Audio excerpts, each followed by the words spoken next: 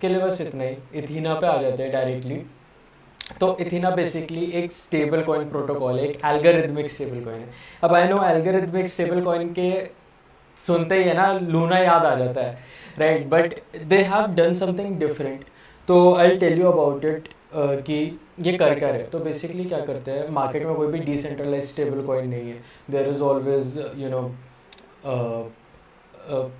Teether है जो कि एक सेंट्रलाइज स्टेबल कॉइन है, और भी जितने भी जैसे BUSD है आई बिलीव, वो भी एक सेंट्रलाइज स्टेबल कॉइन है। तो कोई प्रॉपर डिसेंट्रलाइज स्टेबल कॉइन नहीं है मार्केट में, राइट। तभी जो इथीना का USDE है वो इतनी जल्दी उसके एयर ड्रॉप के लॉन्च होने के बाद उसका जो स्टेबल कॉइन है वो इतनी जल्दी 8th पोजीशन पे आ चुका है।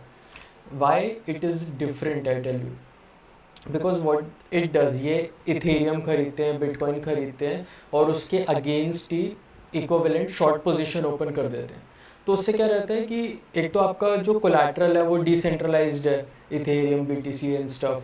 दूसरा, अगर आप शॉर्ट पोजीशन उसके अगेंस्ट ओपन कर देते हो तो आपका जो एक डेल्टा न्यूट्रलिटी आ जाती है, उसमें से डेल्टा न्यूट्रलिटी बोलते हैं फाइनेंस में, कि जो आपका जो एसेट का प्राइस है वो फ्लक्चुएशन बंद हो जाता है। बिकॉज अगर वो ऊपर जाता है तो वहाँ शॉर्ट डाउन हो जाता है, या अगर वो प्राइस गिरता है तो शॉर्ट ऊपर हो जाता है, तो उससे वो चीज़ें बैलेंस हो जाती है, तो उसे डेल्टा न्यूट्रलिटी बोलते हैं, राइट। तो इस कॉन्सेप्ट पे अभी तक बना नहीं था कुछ भी। जो हमारा लूना का कॉन्सेप्ट ये था, what it does, it just you know like a trading bot जो कि बिटकॉइन में ट्रेडिंग कर रहा था, राइट।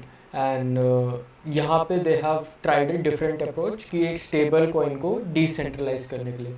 अब इथीना का जो एक टोकन है, दिस इज, अब ये एक ऐसा कैटेगरी ऑफ टोकन है जो मेरे को ज़्यादा पसंद नहीं है, बट क्या कहते हैं, it is because of governance token. Governance token जैसे ARB एक आर्बिट्रम का टोकन है, that is also governance token, because इन गवर्नेंस टोकन का ज़्यादा यूटिलिटी नहीं रहता, राइट। इधर they are use for transactions, और क्या कहते हैं, इधर people have to hold Ethena to do something, but ऐसा नहीं है। अगर यहाँ पे वोटिंग वगैरह हो रही है इनके डाउ में कुछ, या कोई भी डिसीजन या कोई भी अपग्रेड करना है हमको प्रोटोकॉल में, देन ओनली इथीना का यूज़ होता है, अदर देन नहीं होता। जो कि इसके टोकनाइज के जो इसका टोकन के होल्डर्स हैं उन्हें बहुत ही कॉन्सेंट्रेटेड कर देता है, like few people having a very large holding of these tokens, right? But still I believe कि ये अब हम तब भी इतने सारी थोड़ी चीज़ों के बारे, नेगेटिव चीज़ें भी हैं, तब भी इसके बारे में क्यों बात करें, बिकॉज ये एक RWA का नैरेटिव है, का पार्ट है। और RWA, AI, RWA and memes, these are sort of a very good narratives for this cycle. तो इसलिए इथीना भी अपना प्रोबेबिलिटी रखता है वेल परफॉर्म करने की, राइट। तो एक और भी बड़ी अच्छी चीज़ I was exploring in Ethena's website की, इनने रिजर्व फंड्स भी रख रखे, राइट, कि अगर कोई भी मिसअप वगैरह होता है तो उसके लिए they are maintaining reserve funds and you can track on their website. अब इसको भी बहुत लोग आपको बताते नहीं होंगे ये चीज़, कि जो वेबसाइट पे कोई भी डाटा वगैरह होता है, always take this with a pinch of salt, because this is self declared, right. आप इसको कहीं पे वैलिडेट नहीं कर सकते, या कोई थर्ड पार्टी नहीं है जो इसे ऑडिट कर रही है, वैलिडेट कर रही है, this is all self declared data. तो आपको always take this with a pinch of salt. एक और चीज़ है जो इनके इथीना के बारे में एक डिसएडवांटेज और है, कि जो इनके शॉर्ट के कोलैटरल रहते हैं वो सेंट्रलाइज्ड एक्सचेंजेस पे रहते हैं, जैसे बाइनेंस है, बायबिट है, OKX है, डेरिवेट है, बिटगेट। तो इनका जो नॉर्मल एसेट्स हैं वो तो इनके रखे हुए हैं। दूसरा, जो इनके शॉर्ट इनने ओपन कर रखे हैं, राइट, वो डेल्टा न्यूट्रलिटी के लिए, वो इनके सेंट्रलाइज एक्सचेंज पे हैं। दो इनने एक्सचेंज फेलियर का जो रिस्क रहता है, जैसे अभी WZirX का हैक हो गया, राइट, तो ये सारे जो रिस्क रहते हैं, हैक हो गया या और भी डिफरेंट रिस्क रहते हैं, तो या बैंकरप्ट हो गया कोई भी एक्सचेंज, तो उसको मिटिगेट करने के लिए दे हैव कस्टोडियंस। तो दे हैव सेवरल कस्टोडियंस, और जो कि एक मॉडल पे वर्क करते हैं, OES, which is of exchange settlement, right. तो ये भी है कि एक और एक रिस्क है उस चीज़ का, कि अगर इनमें से OES जो है जिनके पास एसेट्स हैं इसके शॉर्ट्स के लिए, अगर वो बैंकरप्ट हो जाते हैं तो ये लिक्विडेट नहीं कर सकते अपने एसेट्स को, वो उधर ही फ्रीज हो जाएंगे। तो ये भी एक रिस्क है जो कि मैं आपको बताना चाहता हूँ, राइट। आई नो वीडियो के थंबनेल में यू हैव लाइक सीन कि ये बड़ा like it it must be feeling like कि मैं थोड़ा बुलिश बात करूँगा एथीना के लिए, बट क्या कहते हैं, ये मेरी ड्यूटी है आपको सारी चीज़ें बताना, पॉजिटिव से पहले आपको नेगेटिव बताना, राइट, ताकि आप वापस हम सब लूना का शिकार, मतलब लूना जैसा का शिकार ना हो जाए, राइट। तो ऑलवेज टेक दीज थिंग्स, आपको अवेयर रहना चाहिए अगर आप कोई भी इन्वेस्टमेंट कर रहे हो या कोई भी ट्रेडिंग वगैरह कर रहे हो। जो इथीना मेरे लिए है और मेरा जो इंटेंशन है वो एक ट्रेडिंग पर्पस से, इन्वेस्टमेंट पर्पस से नहीं है, राइट।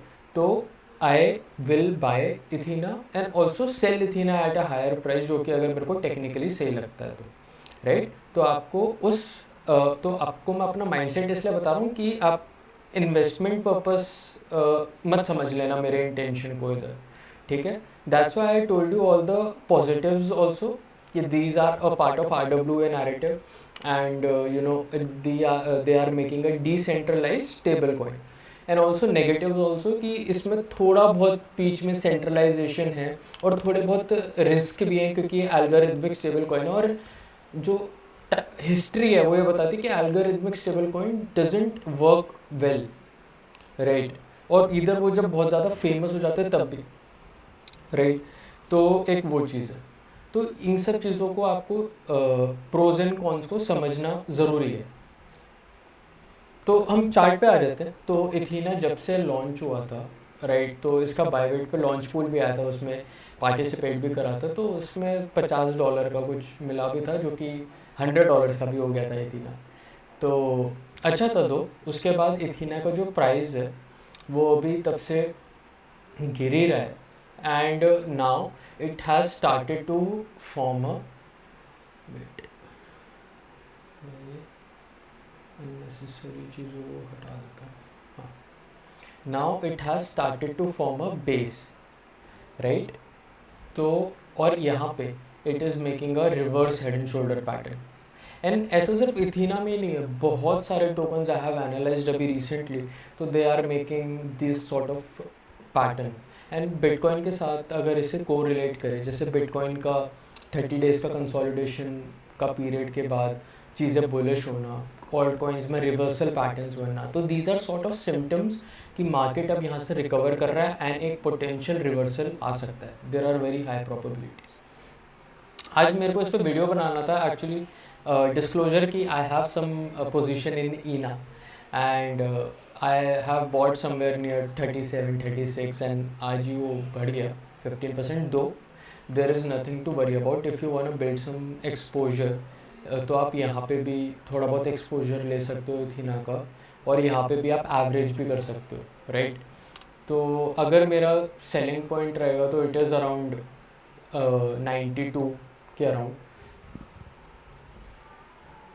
एक ये है। तो और एक म्यू करके भी है जिसने एक बड़ा अच्छा भी रिसेंटली ब्रेकआउट दिया है, राइट। तो आप इसको भी अपने वॉच लिस्ट में रखना, म्यू टोकन को। एंड ETH5 भी सॉर्ट ऑफ एक similar head and shoulder pattern बना रहा है, राइट। वेट,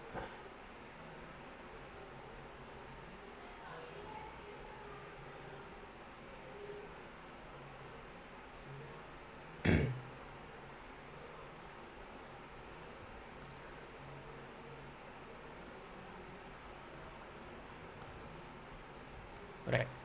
तो इस चीज़, ये सारे जो टोकन्स आप इनको अपनी वॉच लिस्ट में ज़रूर रखना, एंड इफ़ यू फील कि you can have some exposure, तो then you should, and nothing in this video is financial advice, so be cognizant of that also, right। Solana का I want to keep track, अभी थोड़ा शांत हो गया सब कुछ बिकॉज ऑफ यू नो सब BTC पे ज़्यादा फोकस कर रहा, but Solana I will suggest you to keep it in your watch list.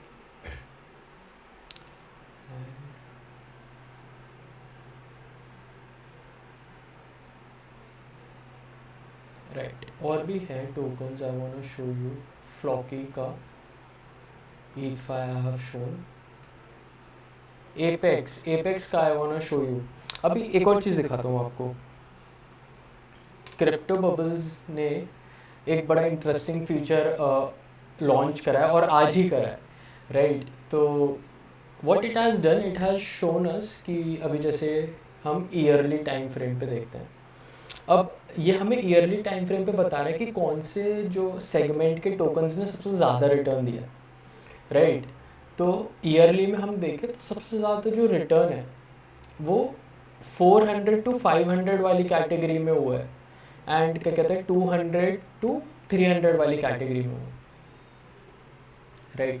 तो इसमें ईयरली रिटर्न में पेपे कॉइन है, और ये सब अभी जब सारे टोकन्स गिरे हुए हैं तब इनका रिटर्न्स इतने हैं, राइट। तो यू कैन सी कि इनमें थोड़ा रिलेटिव स्ट्रेंथ है, तो आपको ये सारी चीज़ें समझनी पड़ेंगी, राइट।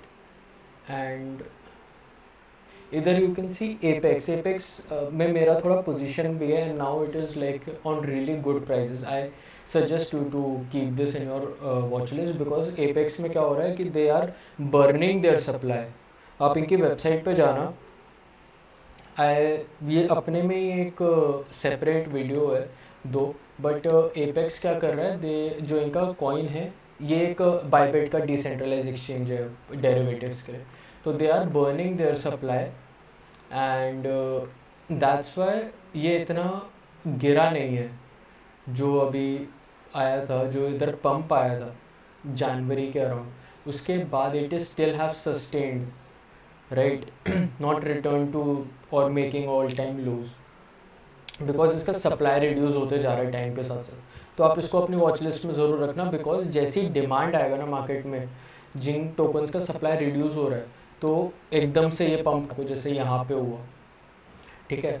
तो that's it for this video guys. I believe अगर आपको कोई भी क्वेश्चन हो तो मेरे को यूट्यूब कमेंट्स में या ट्विटर पे you can reach out any time, and that's it. So I will see you next week. Till then, enjoy your weekend. Bye bye.